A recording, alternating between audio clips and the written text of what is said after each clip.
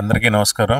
Ramakrishna first time direct చేస్తూ వెంకటేష్ గౌడ్ గారు produce చేస్తూ చేసిన శక్తిమతి టీజర్ చాలా బాగుంది. అంటే విజువల్స్ చాలా బాగా తీసాడు తను కొత్తగా.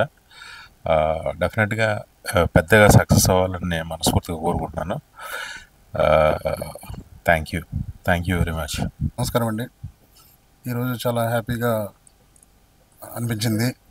మా గురువు గారు వినాయక్ గారి చేతుల మీదుగా మోషన్ పోస్టర్ చేయడం చాలా ఆనందంగా ఉంది.